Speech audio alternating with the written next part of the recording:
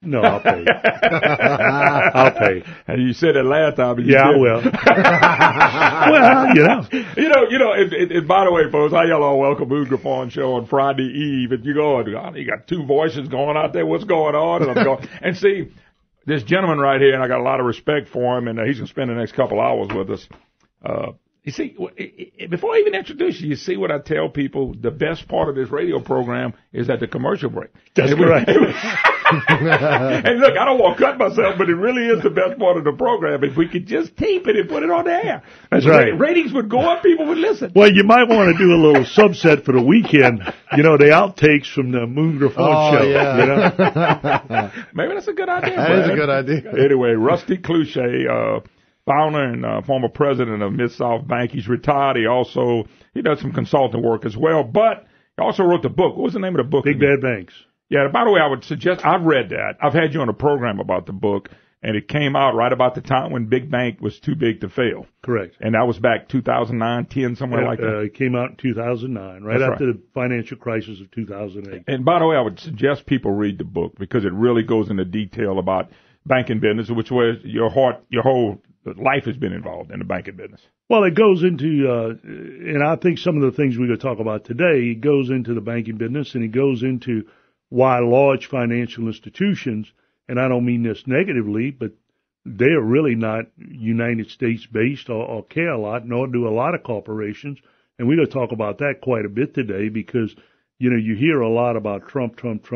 Well, Trump's kind of messing up some of their little parties they've been having for the last 40 years, and from that standpoint. So, well, they can't stand that, can they? They can't stand it. Let me just tell you, in a way people understand it, and I'm going to start off with Louisiana. Yeah. Louisiana got a huge announcement. I knew 2 months ago, and if people remember, Trump went to the NATO meeting, and they were all upset because he upset Merkel. He basically told Merkel, if you don't buy energy from the United States and you buy it from Russia, when they come attack, find somebody else to call. Well, 3 days ago, Merkel capitulated. She finally figured out, well, you know what? I can't do without Big Brother. And so she announced she's going to start buying LNG from the United States. Now, let me tell you, that's coming out of Lake Charles. That's coming out of the Baton Rouge area. That's huge for this area. It's huge for North Louisiana because you and I both know they drill for a lot of natural gas. I was up in Shreveport the other day. A lot of activity up there. A lot of those farmers are putting some checks in the bank now from them gas wells being drilled. So this is huge. But, people say, but we need to be nicer to foreign countries. Well, I just use a local business for an example. I'll use a sports team for an example. Do you really think that Nick Saban, since LSU's playing him in 2 weeks, that his fans come to him and say, Nick, look, you've won all these national championships. You're number one again. And I'm really feeling sorry for the other teams in the SEC. So could you give them some of your recruits? Could you give them to them? Because it would be it would be fair. By the way, they may ask. Yeah. That's it, but they may ask. He ain't giving them to them. But this is the thing. We worry because we say, well, Trump's upsetting this one and that one and whatever. It's a huge deal for Louisiana, and it's a huge deal for America. I mean, another good example is everybody's saying, well, China, we're in a trade war with China and all of this stuff they're putting out. Well, we buy plastics from China. Let's be honest. And they have been stealing from us for years. We know that. Proven fact. Every president said that. But Trump's the first one that's acting on it. But China imports food. Okay? So when they say we're going to play tit for tat and we're going to put tariffs on food, let me explain something that your listeners may not totally understand. America is the only place in England and Canada and a couple of countries where when you leave the office of president or prime minister, you get a pension for the rest of your life, and they take care of you and they respect you. Most of the other countries in the world, they kill you. Let's just be honest. If they overthrow you, you're dead. Okay? So they are real concerned about their people and whatever. So the tariff wars are causing some short-term impacts, and that's why the stock market's been off the last couple of days. They're all concerned about this. But at the end of the day, they got to capitulate. You know, they have to have us. They gotta have us. They gotta have us. They gotta have food. I mean, I have a good friend who worked for China for a number of years, and he says their number one concern over there is being able to acquire enough food to feed their people. When people are unhappy, okay. And you're talking about what, 1.2, 1.3 billion people? We're looking at about 330 million here. That's a big difference. Number. But they got to be able to feed them, and so. When people tell me, and the other thing that I'm amazed about is that people tell me, well, you know, we need this, we need, you know, to be more like other countries. In other words, be more socialistic. I want you to do me a favor, if you wouldn't mind. Would you let me know when they form the march to go to Guatemala, Honduras from the United States, people wanting to go to socialism? Yeah. Okay? Because the problem with there's no caravan going there, right? You're right. The problem with the caravan coming is, and I'll tell you what causes the caravan, is the Trump economy. Because they're looking at 3.9% unemployment and rising wages. I was looking this morning at some figures. It's 3.7. Yeah. It's even lower than that. Yeah. And rising wages. Yeah. The big problem they were complaining about today is that you're going to see an uptick in wages because as it gets tighter, salaries are going up. Well, you know, that makes American people pretty happy, and that makes people from other countries want to come here. But Donald Trump is right. He's a nationalist. He ain't that concerned about, you know. Yeah. By the way, Rusty Cloutier has joined me, folks, for the next couple hours today. He is a founder and former president of MidSouth Bank. He's written a book. He's been on Wall Street. His connections are not just here; they're all over the country. And he's joined us in talking about kind of the economy. We'll get more to Louisiana, but the national economy. You know, he called himself a nationalist, and what does CNN and everybody do? Or he really means white national. I mean, that's not true. I'm a nationalist, and you are too, in the fact that we believe in United States first. And he said it out of his mouth. You wouldn't hear it out of Obama, Bush, Clinton, or none of them, maybe Reagan. He said that y'all have not been treating us fair. And now I'm getting it straight. And that's what the average person doesn't realize when they say, well, he fights with everybody. No, he doesn't. He's doing something different than other presidents. Am I correct by saying that? Oh, absolutely. I mean, I'll give you a great example. They want to have all these hearings about Putin and him and the closeness and all of that. He's putting a hurt on Putin, and Putin ain't like it. And this is the same thing Ronald Reagan did.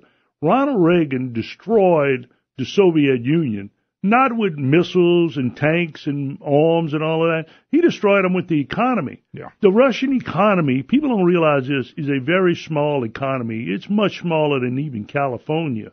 Okay? But it could be a lot bigger. It could be. They don't do business right. Because it's a socialist, communistic country. Correct. But when he cuts off energy, I mean, what effect is it going to have if Germany starts buying $30 billion worth of energy from us and not Russia? Okay? Really, I mean, you know, it's going to affect them.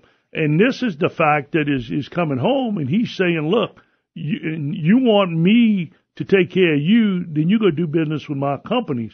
And that upsets a lot of people because they say, oh, well, we're not being fair with them. Well, you know, Moon, I'll kind of give you an example with your radio show. I'm sure you're not real fair either. You try to get all the sponsors you can get. You don't tell them. We try to oversell. You don't say, you ought to go check out this show. It might be a little better than mine. I hadn't done it yet. Yeah. I was called a jerk yesterday, but that's beside the point. Right. But what I'm saying is, and this is exactly what Trump is doing. And so people don't understand. And I mean, the market went south for 3 days because things they consider it are getting too good. I served on the Fed, as you know, for 8 years. I know you did. And they're concerned the Fed's going to raise rates. Well, the Fed sees a very hot economy. It's very hot. One of the things I want you to explain real quick, and then we'll take a break. So, Brandon, let's do this. During the Obama administration, there was no interest rate hike because there were no job creations. Everybody says, well, look, he created. No, he didn't. What happened was you had people that quit looking for jobs, got on welfare, got on disability, got on Social Security. There were some jobs that creeped back out because we had lost so many, but that was it. Interest rates never went up for 8 years. And I remember when they came in, they said, well, we're not going to have any interest rates sometime after 2014, which basically gets you through the Obama administration. So talk a little bit about why we're seeing them now but didn't see them then. And one of the reasons we didn't see them then is nothing happened like what's happening now back in the 8 years on Obama. I'm not trying to get you to bash Obama. I'm trying to get you to talk about interest rates. No. Look, I'm telling you, when the economy went in the tank and they brought it out, not only didn't we have any interest rate rises for 8 to 10 years, the Federal Reserve, and many people wouldn't understand this and take a while to explain it, they were in the open market buying securities, which pumped cash into the market. I mean, they leveraged up their balance sheet like nobody ever thought could be possible to try to get the economy started again. Okay? Well, now, we're looking at 4% GDP growth. And everybody's talking about salary increases. Everybody's talking about increases. And I think you're going to see this have a big effect on the election coming up. That was the next question. Why is this not, and is it, we'll take a break, is this the biggest thing to look at elections? And, yes. So hold your thought. We're going to talk about that when we get back. Mr. Rusty Cloutier, don't miss it, folks. He'll be with us both hours. We're going to cover a lot of stuff. 844-766-6607. Hickson has it hotline. We'll take a break. Be right back. I'll tell you what, thrown on the bus by the guest, thrown on the bus by the producer. I pay him, by the way. You don't pay me, Mr. Cloutier. All right, anyway, welcome back. Moon Griffon Show. Rusty Cloutier, my special guest. He is the former founder and president of MidSouth Bank. And, of course, we were talking about economy and the country and Trump. And, okay, normally economies affect elections, and they affect it in a big way. I know it's an off year. It's not a presidential election, but do you see this economy affecting what's going on today? Well, Moon, politics is pretty simple, and I'm going to quote one of not your favorite people, James Carville, who don't let me drink some. Don't let me drink some when you say that. Go ahead, brother. But I heard his wife speak one day, and she said that when they thought they had Clinton dead to right on impeachment and all of that, and he put down the Wall Street Journal and he says, let me explain something to you, honey. Okay?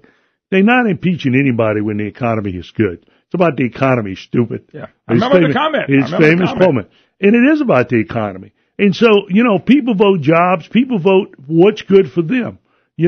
People, and I don't mean to sound cruel, but, if you ask people in any place you are in Louisiana, what's more important to you, LSU beating Alabama or you getting a raise, I'm going to tell you what the answers will be. Okay. I think 90% of them would do the pay raise. Yeah. But there'd be 10% say the yeah.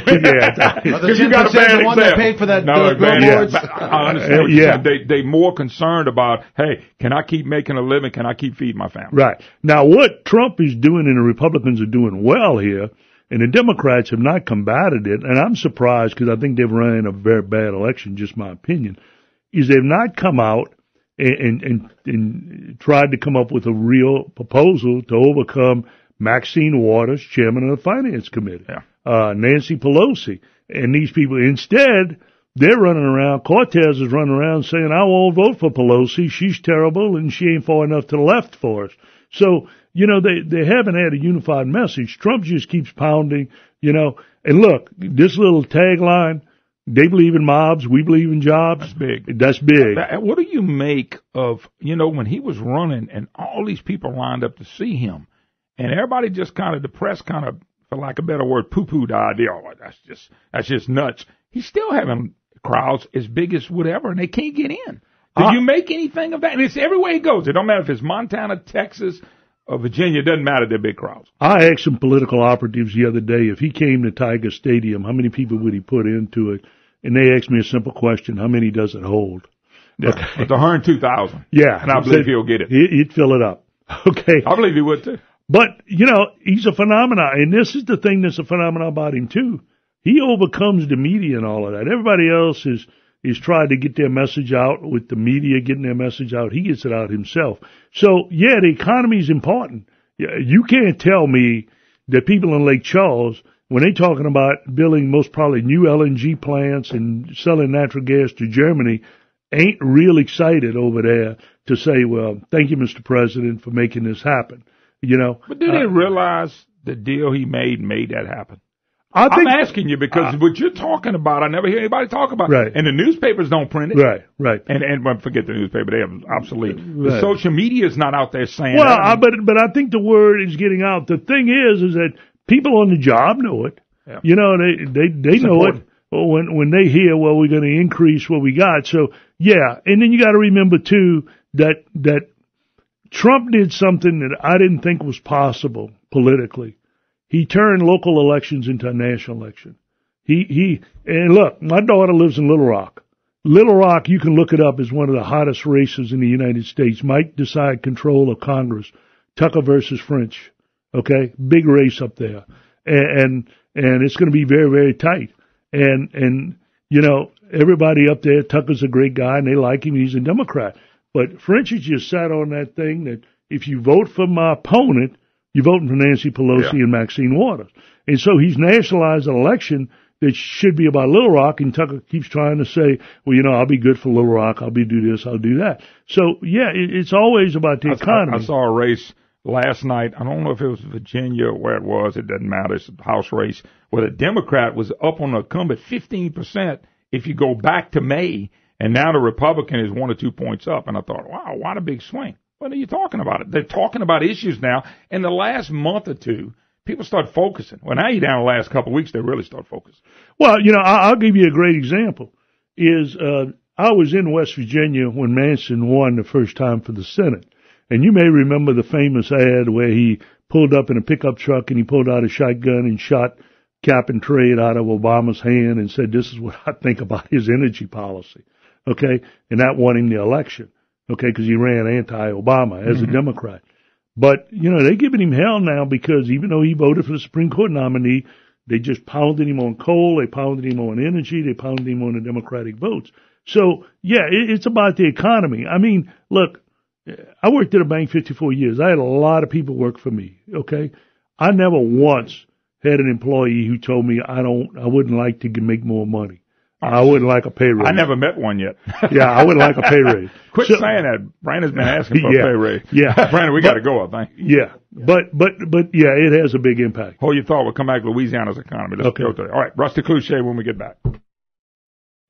Hi, y'all. Welcome back. Moon Griffon Show. Visiting with my friend Rusty Cloutier and, we're talking politics. We're talking economy. We mix in a lot of stuff. We're going to continue to do that. If you want to join, you got to go through the screening process of Brandon Como, so you better. I'll be a little bit more rigorous today. Yeah, we're bringing up a few controversial things. Just the name and subject may not get you in the Anyway, 844-766-6607. Hickson has a hotline. Wrap up this. I do want to talk about Louisiana economy. I don't want to miss a few things because you remember last time how quick this was? Okay.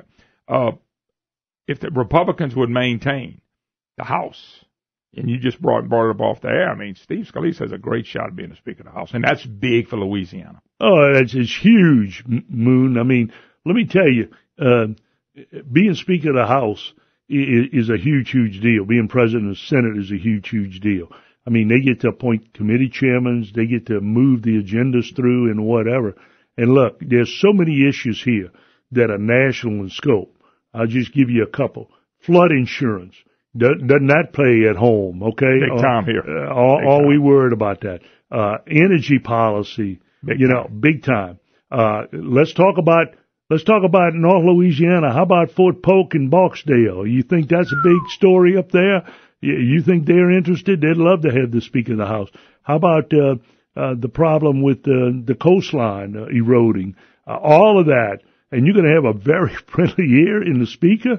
You know, everybody in Louisiana ought to be praying that Scalise gets a shot because, and the other thing is, Scalise is extremely well liked by the other side. That's not always the case. Well, you know, and Steve but he is that type person. If you don't like Scalise, you're probably a nut. Right. And I mean it. You know, he's the guy, Rusty. Let's say I would never say I was a big liberal, but let's say I was, and you were conservative. We probably would both like Steve Scalise the same. Yeah, well, and it would be very easy to talk to. You know, I'll tell you. You know, I went to Washington and testified many, many times, and there were congressmen. I mean, I'll use a name or two. A lot of Democrats hated Richard Baker. I mean, you know, you didn't mention Richard Baker in front of them because Congressman Baker from the Baton Rouge. Baton Rouge, yeah, they wanted to shoot you, but Richard was very hard line. I mean, I'm not telling you he wasn't, but Scalise, you mention it to someone on the other side of the aisle, even a liberal person like Barbara Jordan from Houston. You mentioned Scalise, she'll tell you I don't agree with him, but he's a good guy. Yeah. He's a nice guy. Well, I think Steve keeps the rhetoric down. He just says, look, I don't want to talk about politics. This is the issue. Right. Talk to him about the issue. We've had him on here many, many times through many, many years. And had him on last week, as a matter of fact, and he's really easy to talk to. And you can throw stuff at him. I have. because he had to be the majority whip. Okay, and I got buddies of mine saying, "You look, he's a Boehner," and all. I said, "Look, he became the majority whip. I didn't like what he was doing, as far as having to whip up votes for things I didn't agree with. But I don't think it really changed Scalise. I think Scalise is still a good guy, and so I want people to be careful because he could really be the Speaker of the House. I think Scalise feels like they're gonna win the House too, and that's why he's staying there." Right. Right. Well, the other thing too, I'll tell you, I hate labels. I hate people labeling people.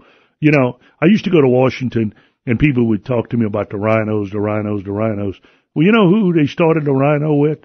McConnell. They said McConnell was the biggest rhino ever. Now, let me ask you a very simple question, and any of your guests want to I know where you're going with this. Any of your guests want to disagree, they can call in. He is the reason the Supreme Court's where it's at today. Explain that, because you got to go back to Obama with Garland. Right. Explain it. You explained this to me already. Garland, he held up. Right, wrong, or indifferent, he stopped it. He did, himself. There wasn't no march or group of people. He took did. the heat. He took the heat. Then he took the heat on both of Trump's nominees. Gorsuch and Kavanaugh. Kavanaugh, he wouldn't give up. And he was very, very important. Now, the other thing people need to realize is that he knew he was most probably going to lose McCoskey up in Alaska, because that was payback, okay? Because you know what happened up there? She lost in the Republican and then ran as an outside independent, correct? Yeah, right. The Tea Party knocked her out. Okay. And then she ran as an independent and had write-in votes. Yeah, I like what he said the other day. They interviewed him and they said, "Are you going to be there in Alaska?" He said, "Let me explain something to you. They had to get write-in votes, and you had to spell a name exactly right for the vote to count, and that's not an easy name to spell." She won. And she won. She got 62% of the vote. So, a little bit of a payback and saying, okay, I still feel like she knew it would win without a vote. Yeah, that's exactly right. But look, politics are extremely important. It's important to Louisiana. And, I think Scalise would be a great Speaker of the House. He certainly has went through his troubles for service. I don't think there's another congressman I can remember that has been almost killed. And so, that was a sad day for him and his family, but that was a sad day for Louisiana. It is a sad day. I thought it was a sad day for the country as well. It really yes, was. sir. It really was. It is interesting to see if they hold. I know you know people up there. I don't know if anybody knows what's going to happen. Sometimes they read this stuff pretty good. I'm not talking about the posters, and I'm not talking about the political guys. I'm talking about business people and people that work behind the scenes, and they know what's really going on. There's a lot of people that feel like the Republicans still hold the House. Well, I talk to a lot of lobbyists who really don't care one way or the other. They're going to lobby to whoever's in charge. They both sides of that street. And they tell me, they said, look, you never know what the Trump effect is. And they said everybody miscalculated it in 2016, and it's going to be interested in 2018 to see if it's there or not. But they said, look, we've seen poll numbers switch around when he comes in and makes a speech and he talks about jobs. Now, let me assure you this.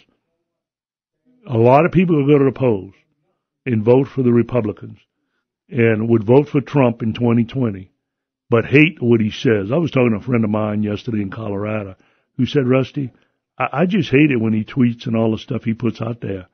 But there ain't no way me and all my family ain't voting for him in 2020. Well, I'm going to touch upon that real quick with you. I like that he tweets. Now follow me. Right. I like that he challenges the press, because if Republicans, and you can go to Bush 1, Bush 2, Reagan would fight him. Right. Nobody would have fought for him. And he fought. The fake news label is stuck on him. Right. And they can't stand that it's stuck. Right. And now you got alternative news that are helping him, but Trump has done it. Now, me and Brandon's talked about this. I was talking to somebody involved in politics before you got here. And it's not all the tweets we hate. It's like Stormy Daniels. Right. Leave it alone. You won the case. Leave it alone. Don't call her, whatever you call her. That's the kind of tweets I think if they were not out there, nobody would mind him tweeting. Right. Nobody would mind him talking or making comments. It's those that I go, God, I would let that go. That's not one you got to fight. Right. No, I agree with you. But it's not all of them. It's like the tweet he put out about the caravan coming and saying very point blank that I hope Honduras, Guatemala, and Mexico can do without as much aid because, they're going to feel this. And believe me, in those capitals, they sitting there saying, okay, what are we going to do? Yeah, they got to have that money.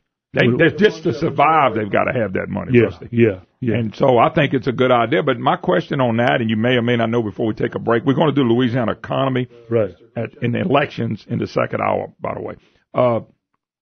Why can't he put, and I'm asking, I don't know this, why can't he really put the pressure on Mexico? They in Mexico. Why can't he really put a lot of pressure and call it God? Because we helped them tremendously. We've allowed a lot of their people to come over here. Why can't he stop? Now I'm hearing, you're reading stuff today, it's billing, and then I'm reading stuff that's saying it's breaking up, people are quitting, it's too long, it's too tired. I don't know what the proper deal is, but why can't he put enough pressure on Mexico? I'm just curious. Well, you know. And maybe he can. I would tell you this. There's only one thing that Bush and Obama and all the presidents have agreed on, and I think Trump says it every day. The news media don't have the information they have. Okay, yeah. So they run with it. Oh, Mexico ain't doing nothing. Mexico ain't doing nothing. And we don't know that. You're right. We don't. You can book. He's got people down there talking to him, and they might say, "Look, it's a 1,400-mile trip. Okay, we're not gonna kill them at our border in Guatemala." But they will get tired, and we're gonna offer them free transportation back, and we're gonna make them walk all the way, and you know it might be 5 people show up at the border when all this is over. So you know, I mean.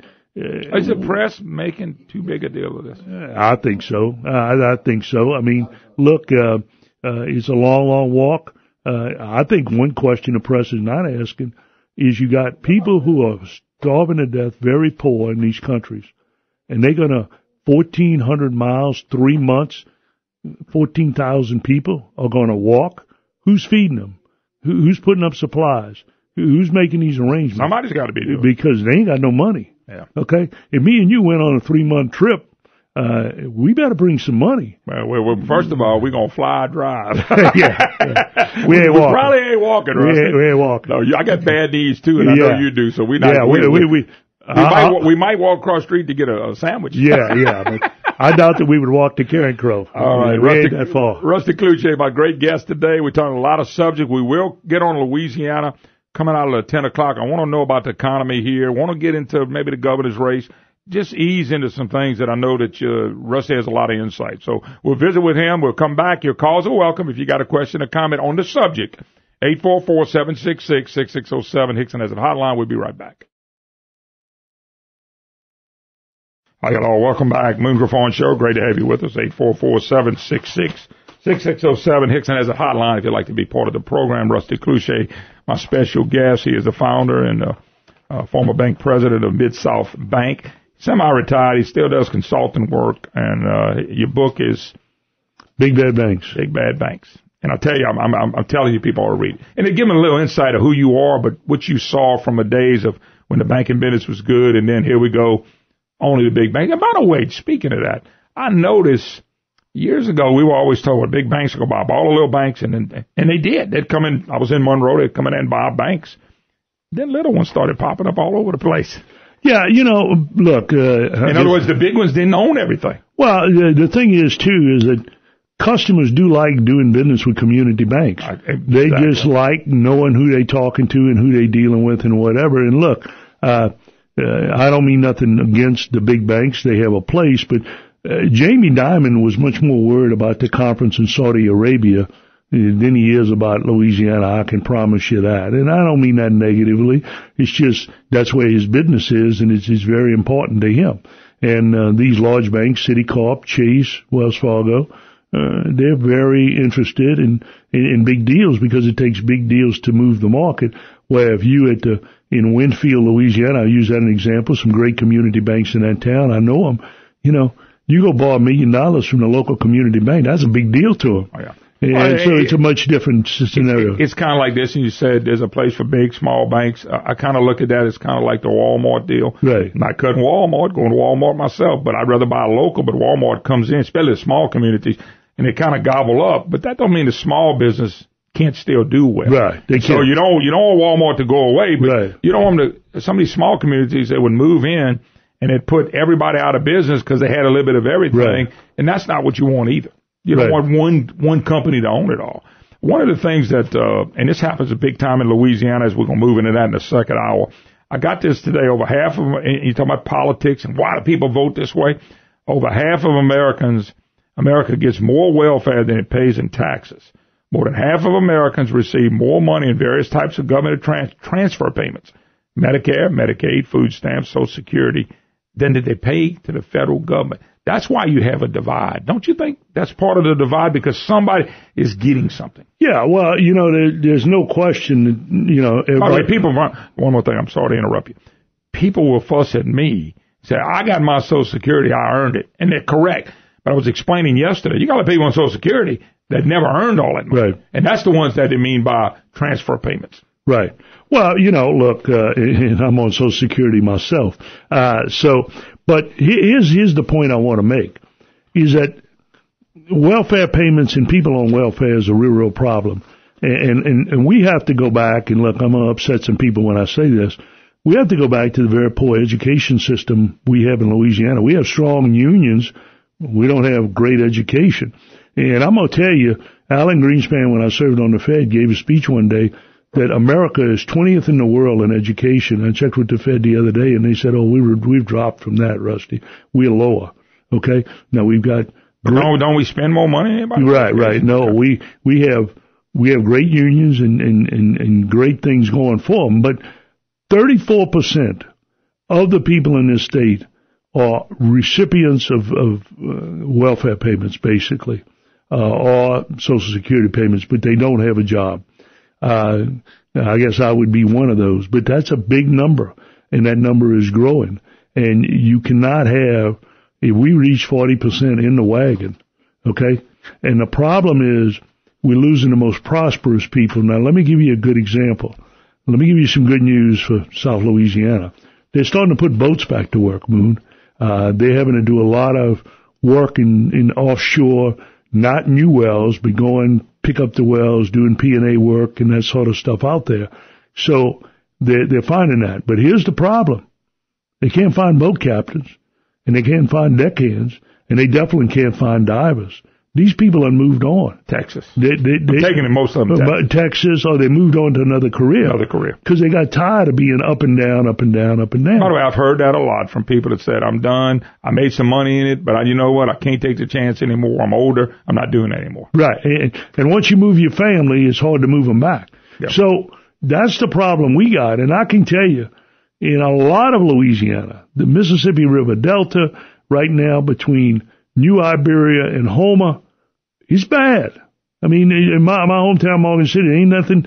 There's nothing happening right now. They are doing a lot to try to make things happen, but it's just not happening yet. So that is very, very critical. Now, they're all hot spots. I mentioned earlier Lake Charles, Baton Rouge. Yeah. Shreveport's kind of doing okay.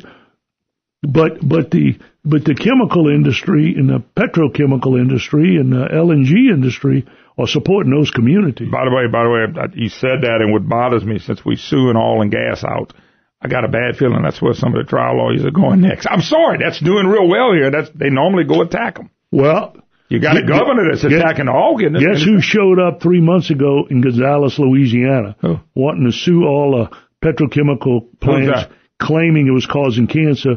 One of your favorite people, Cory Booker. Yeah. Okay. See, that's what, and Brandon, how long have I been saying that now? That the next goal is to pop LNGs and chemical companies. He shows up and want to sue them. There we go. Goose that laid the golden egg. Let's go sue him. Yeah, because it supposedly is causing all this cancer. I don't know. But I know one thing. The number one thing you got to do is make a living. So we get rid of oil and gas, get rid of chemical plants, get rid of LNG. What the heck are we going to be doing here? And we're not supposed to be eating seafood because it's bad for you. And they burn the cane, so we shouldn't grow that. That might be the final straw. Can't get rid of seafood. By the way, because we're going to have to take a break. I'm reading this thing on what I just quoted you. Market economics will become less and less popular because the voters will have realized they can. You ready for this comment? Vote for a living instead of work for a living. That's why I think you got people voting for the Democrats. And I'm not trying to get Democrat, Republican. Well, yes, I am. That's why they vote Democrat. This right there, the quote I just made you. Let me vote to make a living instead of go out and make me a living. Yeah. Does that worry you? Worries me a lot because, you can't borrow your way to prosperity. Nope. That's a banker. Can you tax your way to prosperity? No, that's a banker. And, that's Moon. and we can get in that a lot in the next hour, but just saying we're going to pass more and more taxes. And look, government has an insatiable appetite for taxes. And in Louisiana, we are going to, after the next election, be tax hungry. And these businesses will move if they tax them. When we get back, the Louisiana economy, by the way, they're predicting over $1 trillion, another $1 billion of debt in 2020 in the state that raised $7 billion in taxes. I can show you where the $7 billion came from. Anyway, Rusty Cloutier is going to stick around, folks. We'll take a break, be right back. We're looking forward to it. You're listening to the Moon Griffon Show. Because it is a big deal. Hi, y'all. Welcome back. Moon Griffon Show. Great to have you with us. 844-766-6607. Hickson has a hotline if you'd like to be part of the Moon Griffon Show. It's your opportunity to be a voice. Rusty Cloutier, my special guest. But by the way, before I get back to Rusty, we're going to talk about the state economy. I want to make sure we talk about my good friends, J&J Exterminator, Mr. Bobby John. Mr. Bobby John and them, they've been in business for 50 years. It's one of those companies in Louisiana. He's just servicing Louisiana, but they literally service every inch of Louisiana. So guess what? People saying it's hot and cold. Mosquitoes become a problem. You need to give them a call. Let them see if they can come help you with your mosquito problem. Any pest control service you need. Don't forget termites. It's a bad deal. The way I hooked my deal up was they come every year to check for termites. That way, if I got a problem, they own it immediately. I know Bobby John is not a better man in the world. He's really, if you ever meet him, he's one of the kindest people you ever met. That's the kind of people he hires too. And guess what? He wants to make sure you service. I know people that have called me and said they had a problem. I said, let me call Mr. Bobby John and see if he can take care. I got a guy over here had a flea problem. And I'm not going to say CJ's name. But anyway, CJ had a flea problem, and CJ, he came to me and said, man. You mean JC, right? JC. See, I get JC, CJ, what the hell? Anyway, he comes over and says, man, I got a flea problem. I can't get rid of him. Call Bobby John. Bobby John called this guy the other day. He said, man, I don't even have a flea on a dog anymore. That's pretty good. J&J Exterminator. Check him out on the website. You're going to be glad you did. All right. You probably know him, too. I do. Great guy. And look, I can't emphasize enough. I'll agree with you, Moon. You don't want to get termites starting in your house because, you want to catch them early. And so I never had one person tell me, well, we got termites. I'm so excited. Yeah. It's like two things I tell people if you live in Louisiana, you should carry. One is termite inspection, and two is flood insurance.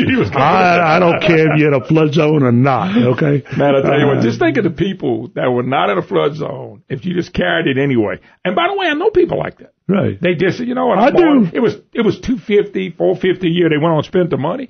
And guess what? They looked at me and said, we got burned, but I didn't get burned. And nobody around me had it, but I went on and bought it. Not a bad idea. Well, it makes you sleep good at night. That's all I care about, And I won't get back in the economy, but we had just built a house. And the day that came, I woke up on a Saturday morning. I had no curtains. We were doing all that stuff. We were just there a week or two. And the place that I would have been, I'd have lost both vehicles and everything at the bottom of I became an apartment and built a house. But anyway, when I got up that day and came out of my bedroom, when I looked out the window down the hall, I saw nothing but water as far as I could see. You talk about swallowed hard. And I had flood insurance. And we ended up having a little bit of flood damage, but really nothing got in like everybody else did. Right. So I don't consider it a loss at all. But when I saw that day, my eyes were that big, and I thought, holy cow, we going down already. And I went around, and the water was toward the house, but not on it. But, man, I thought, wow. But you're right, you ought to have it. Yeah, well, I think the Lord looked at your wife and said, she's got enough birds. She don't need a flooded house. What do you think, Brandon? I tend to agree with you on that one. I think Moon would. You know what's sad? No, I agree. We're not putting that up as a poll because I would lose really bad. All right, Rusty Cloutier, my special guest. And hey, Rusty, let's jump gears a little bit, but it's along the same lines. By the way, as the voters would judge not only Trump, but Feinstein, Schumer, Pelosi too, and they should. But anyway, let's talk a little bit about the Louisiana economy now. Look, there's some bright spots. You mentioned them early in the program, but things that bother me is unemployment numbers up, our migration. I know the governor is claiming they down, but they were up for 5 straight months. And look, the economy went down to the job rate went down to 3.7, but I was stayed at 5. So we're not. Our migration is still a problem. Even though we got jobs in Lake Charles, maybe some Baton Rouge, and maybe a couple, our migration is still a problem. Tell me what's going on with our economy, because they're going to push next year how great the economy is. And I'm sitting there going, I wish it was. I wish it was like that. But it's kind of like the national economy is pulling us up a little bit, which is a good thing, but it's not because of policy set in Baton Rouge, I can promise you. Well, here's the thing about Louisiana, and in 2 weeks I'm going to UL, talk to the graduating seniors. I do it every semester. And I go to LSU and do the same thing. And I would tell you, those kids are all leaving the state. And it's not that they die and leave the state, but are they going to get a job with the degrees they got? I mean, it's very, very difficult. My brother-in-laws, I was in Morgan City the other day, and they have grandkids graduating from college, and they're all leaving. And I was talking to one of them, and said point blank, look, I just can't get a job here. So, that is the problem. You got to go where the job is. We need to get the jobs. And the problem is if you get a degree from UL in electrical engineering, computer engineering, or anything else, there's a very limited number of jobs. Matter of fact, most of the big engineering firms here would tell you they're doing more and more of their work over in Texas. But is another problem, I'm just asking another problem. Well, I found a job in Louisiana and it paid $34, but one in Texas paid $60. Yeah. I think that's a problem, too. It's a big, big problem. Let me give you an example. There was a survey done the other day that in nurses in Louisiana make $8,000 less a year than they do in Texas, RN, same profession. And I'm just telling you, let me just use a little Lafayette story, a Shreveport, a Baton Rouge story. They're all the same. They talk about all these areas are growing. They're growing. Youngsville, Broussard, Dutchtown, Bossier City. Okay. But if you go in and look at it, what's happening is the outlying parishes are dying. I mean, they really are. So they're moving in. They're moving in. They go and live by their kids. Okay. Maybe their kids are living there. Okay, I guarantee you, Broussard, Youngsville, full of nothing but Iberia, St. Mary Parish residents that are moving next to their kids. But the problem is, their grandkids, they're moving to Texas. So my question is, 20 years from now, what happens when it becomes that generation's determination for care? Because you got to have a caregiver. Sure. You got to have somebody. So we got to bring in real jobs. Now, there is some that have come, this new computer operation here, but for everyone I can give you that's coming in, I look in Monroe at CenturyTel, and I know a lot of those high-paying jobs that went to Denver, and I own CenturyTel stock, so I stay on top of it, and that's a big blow when they move the hot shows to Denver. Normally, when they move the hot shows, everything else goes with it. Now, I think they're going to be an exception. They're going to keep some people there, but it is a nerve-wracking deal because in that area of the state, that is it. That is, I say it's it. That's a big part of it. Big part. Big part. And here's the other thing, Moon, and I tell people all the time, and I learned this all the years I was sitting on the Fed, is that the jobs number, the highlight number, isn't the number you really need to concentrate on. I forget which one it is. I think it's the third number, and that is the demographics of the number. So let's say you got the CEO of, and I'll pick on CenturyTel again, he leaves and goes to Denver. I'm just using that as an example. I'm not saying that's happening. Knocking out $1 million or so a year. Yeah. Just say $1 million, whatever it is. And he's replaced by a radio producer. Okay? I guarantee you, I don't think Brandon makes $1 million a year. Okay? I'll tell you what, he's damn close. But what I'm saying, he's within the ball game. I know it's the difference in pay there. Yeah. And what it is disposable income. And this is the problem that Greg Davis, good friend of mine, just left the Cajun Dome here. He said that they have noticed, really in the last couple of years, people don't have the disposable income. Because if you're going to go, and let's give a shout out to Lauren Daigle, who is unbelievable from Lafayette, Louisiana, on Ellen's show yesterday. But, you know, people are not going to go to the Cajun Dome unless they got disposable income. That is something that you can, you know, the big truck show or WWE or whatever takes disposable income. So that's what you got to worry about. And I'm going to tell you, in most of these parishes that I've looked at, and I've done some consulting work for some companies in there, the disposable income numbers are coming down. you know. In Louisiana. In Louisiana. They're coming down. There's not the same disposable income numbers. And I learned when I was on the Fed to talk to a lot of people, how's business, you know, how's it going, and you get insights. Alan Greenspan learned one time the economy was turning south because people in the North wasn't cleaning their coats, and he said if they're not getting dry cleaning for their coats, they're running short of money. That's something you can put off. That's disposable income. That's disposable income. And so what I see in more and more areas is disposable income, and a great example is the restaurants. I've been talking to them, and they tell me it's off. Not necessarily the head count's off, the price people are spending. They coming in, no desserts, no drinks, no appetizer, and they splitting the meal. So they walking in, what used to be $100 ticket is now a $40 ticket. And that's disposable income. And so I think everybody's facing that. And in Louisiana, we've got to look. Let's call a spade a spade. But our disposable income here, a lot of it's going to taxes and sales taxes and things of that nature. I mean, we have added, I'm going to throw this number at you. You're not going to believe me, but I can give you the number if you want to, how I got that. It's $6 billion minimum, almost $7 billion. Dan Fagan wrote about it the other day. It's $7 billion in new taxes since Edwards came in. And you got to go out 7 years because we did a temporary sales tax for 7 years. But if you add all that together, you're looking at about $6-7 billion in new taxes. That's coming off of somebody's plate. Well, not only that, I mean, this is put out by the Louisiana Higher Education Commission yesterday that in Louisiana, based on income, okay, and then that's what you spend when you go to college is your parents' income. We are the highest in the South, okay, at 19% of disposable income in Louisiana to send a kid to college. And they want more in tuition and fees and everything else. So I'm telling you, we have to rethink the whole thing. You know, I've got a very simple theory here, and that is, and I said this last time I was here, I'm not a big statue removal guy, but we got to get out the Huey Long attitude in Louisiana.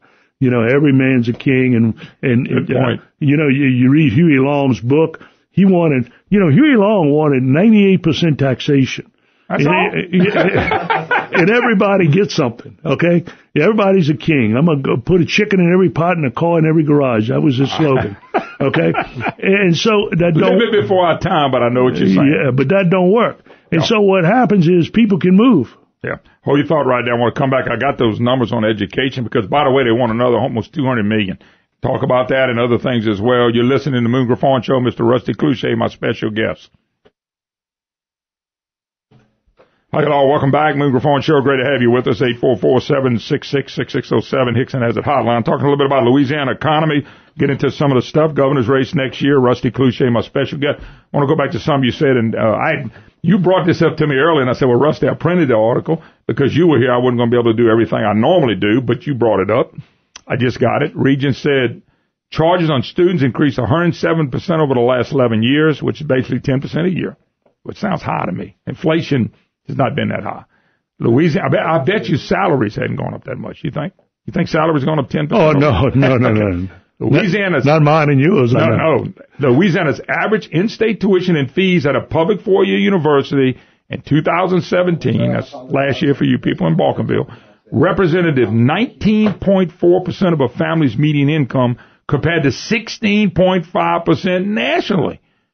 That means we're spending too much. If you really look at it, I wonder what the Southern average is, too. Because sometimes they play with the number that makes them look better. You know, I love the Southern. They always talk about the Southern average, and I said, I love the Southern average.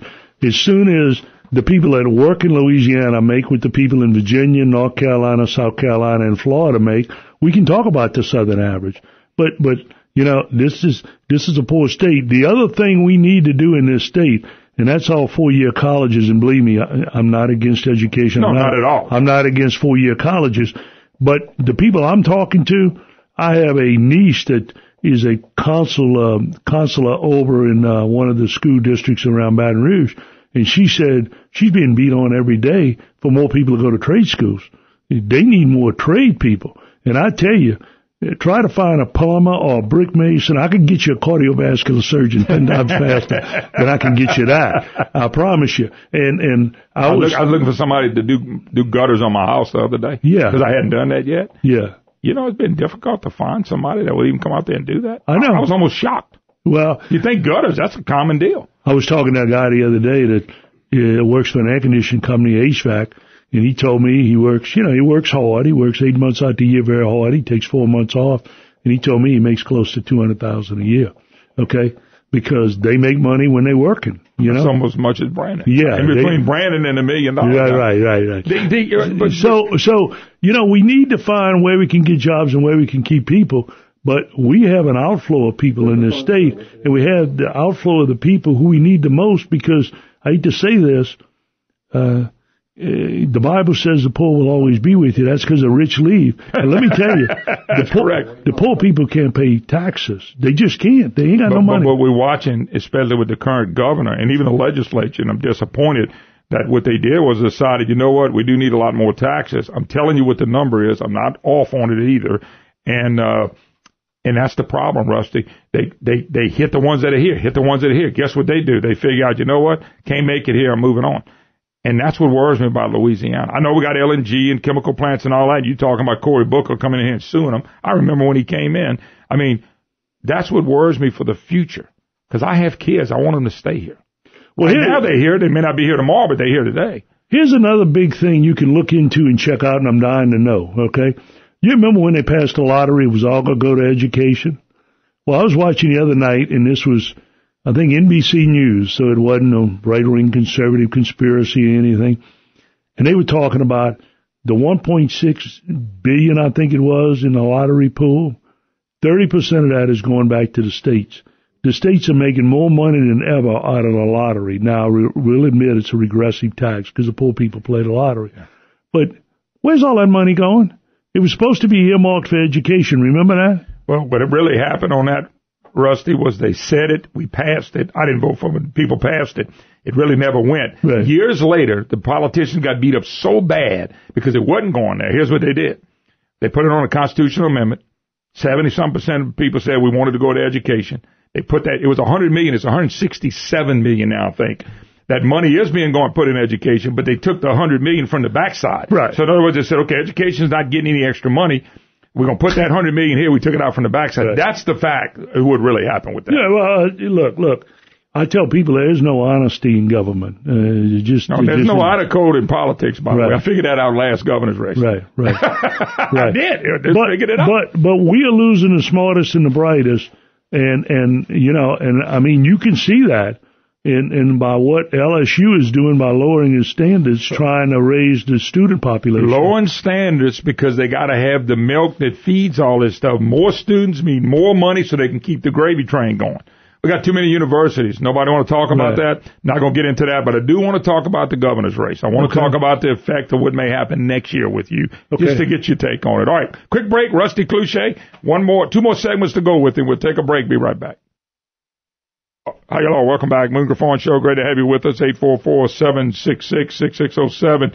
Hickson has a hotline if you'd like to be part of the program. Mr. Rusty Cloutier is with us. And, you still selling your book a little bit? Oh, yeah. Still getting some play on it. A lot of people tell me I ought to write a second one, which, it just takes a lot of effort to do that. But I'm thinking about it, so. Well, everybody's been trying to get me to write a book.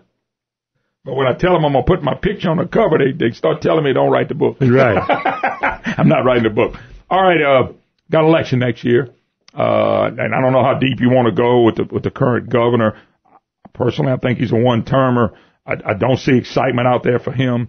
I don't think everything that's come out of his mouth for 3 years has been tax, and nothing else. Absolutely nothing else. Just your thoughts, maybe, not even on who's running unless you want to go there, but what do you think about election? Because I don't see what he runs on. I don't, everything that and I'll be blunt, and I was blunt with my audience. I actually sat down in the governor's office, and I told him that he would be a failure. And they didn't like this, but I told him, and I said, the reason you're going to be a failure, and I was sitting in the same chair I sat with Blanco and Foster. Of course, General was scared to death of me for some reason, but anyway. And I told him, I said, Governor, the reason you're going to be a failure, you're doing the same thing. They all talked about the same exact thing. Every one of them wanted higher taxes. They did, not one thing is improved. No roads, the debt. We don't even talk about the debt that we have, which is gigantic, the unfunded accrued liability, education, economy. They never want to talk about jobs and businesses, and I told them that would be the change for them. So I just want to get your thoughts on it. And I'm throwing a lot at you, I know, but I just want to get your thoughts on it. Well, here's what Louisiana needs. They need a governor that really shakes up the state. I mean, we have to really make dramatic changes, Moon. Yep. Cutting around the edges in this state ain't going to do us any good. It's not going to improve the state. I'm glad you said that, by the way. Remember I mentioned a guy named Lyle Miller that's a friend of mine. Lyle been telling me for years we get radical change. But it's toward the business side because you can name the governor, they're not the business-friendly guys that we talk about. The things you need. Jindal didn't do that. Neither did Mike Foster. I mean, I did a couple things, but they didn't do. Blanco didn't either. And neither is Edwards. It's the same direction with more money. Yeah, well, here's radical change. I mean, you said a while ago, I agree, we got way too many colleges in the state of Louisiana, and we've got a bloated system. We've got way too many parishes in this state. There should be some consolidation going on in these little parishes. But you know what? Everybody wants to keep their local jobs at, the local courthouse and all of this. So it's going to have to be radical. But I don't know that candidate's going to appear.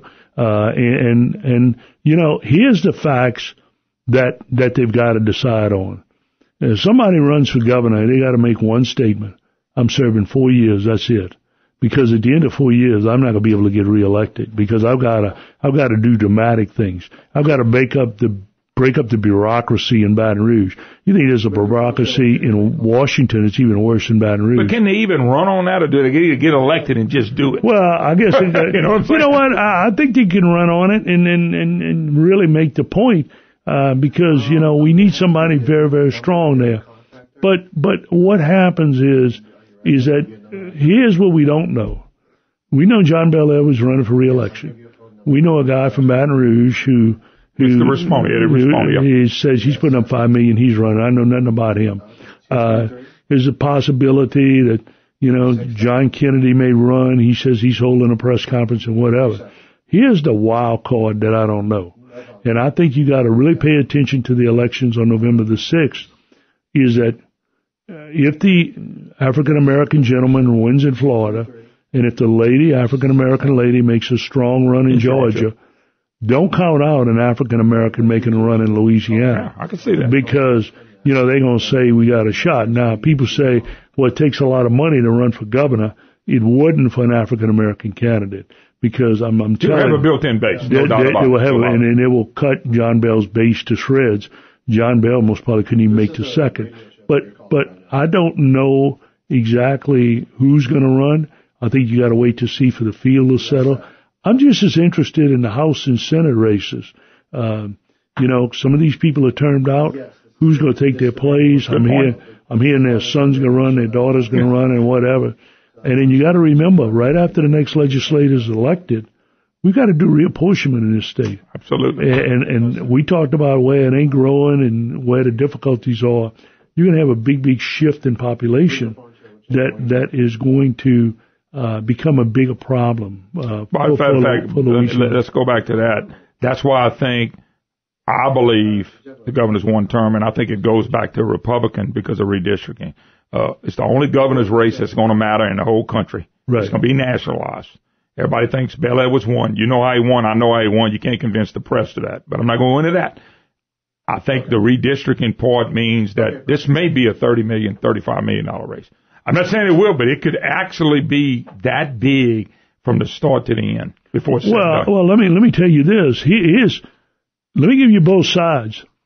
The Democrats are going to look at it as we're now taking the governorships in the South if they win in Florida and they win or come close in Georgia. So they figure we can pick up Mississippi, Alabama, and Louisiana. We now control the governors in the South. Okay? And then they go after the Senate seats. You got to remember, these are all Republican Senate seats. Correct. So they would make a move on that. If they lose in Florida and if they lose in Georgia or get very close, the Republicans are going to say, this has got to be our firewall. We've got to win in Louisiana, particularly if they won the House and Solis is Speaker of the House and the Republicans can't carry his seat, his state.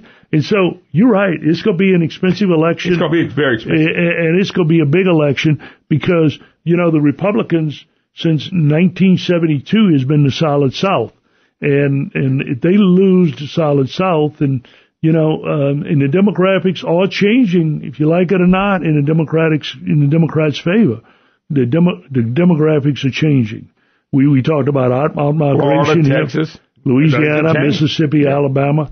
And so, I think it's going to be a big, big race. And right now, anybody who tells me, oh, well, John Bell Edwards got it, or Kennedy's got it, or this one's got it, or that one's got it. We don't know the players yet. We don't know the players. And let me tell you a little history about Louisiana politics I've known for a long, long time. Okay? The people that win for governor come out of nowhere. And we saw it. From John McKithen to Mike Foster to John Buddy Bell. Rowe, To John Bell, really? John Bell. Yeah. Nobody figured that the early favorites were going to be there. Let's say we're going to get a feel, whoever was in it. Is the concern, I think the angle for Republicans is what John Bell Edwards is the issue. Okay? Now, no, that's not just the issue.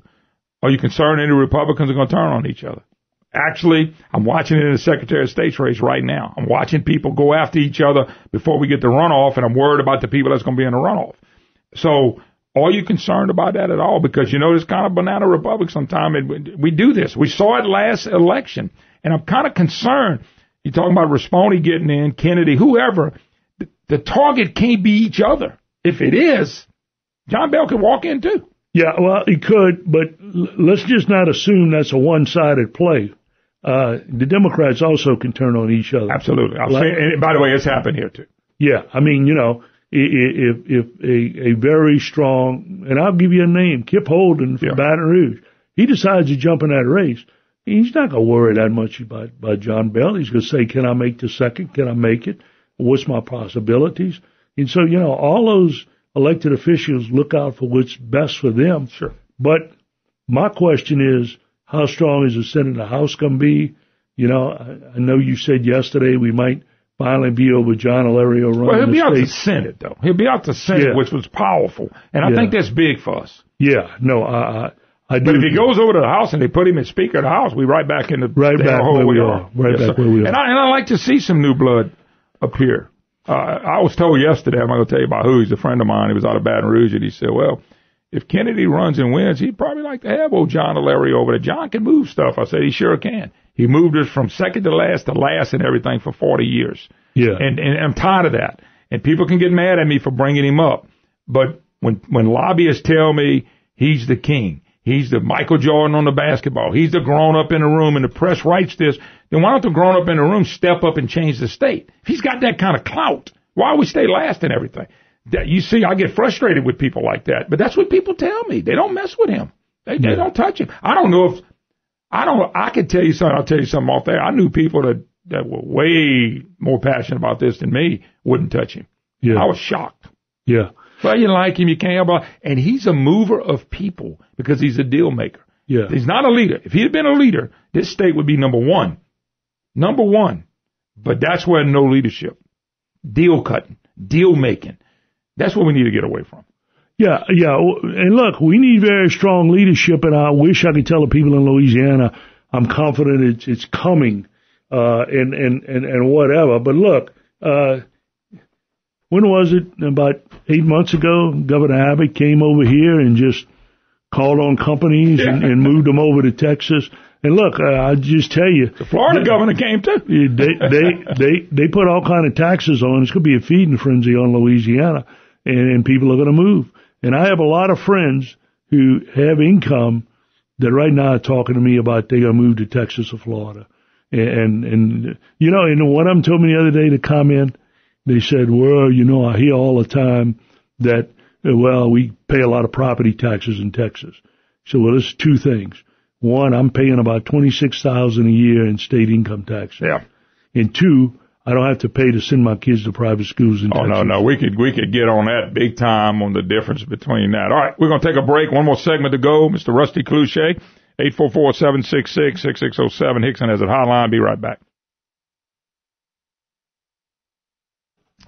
Hi, y'all. Welcome back. Moon Griffon Show. Great to have you with us. 844-766-6607. Hickson has a hotline. 2 hours. Rusty Cloutier was with us, I guess, 3 or 4 months ago. And Rusty, I appreciate it. It's always insightful. I know you got a lot of connections all over the country, but I know you like me. You really love this state. We want to see prosperity in this state. I'm watching other states prosper, and the taxes they keep talking about tax reform. If tax reforms mean more taxes on people and businesses, and I've never seen tax reform then, because it's always, okay, tax reform is bring money in for government. And if it's is that really tax reform?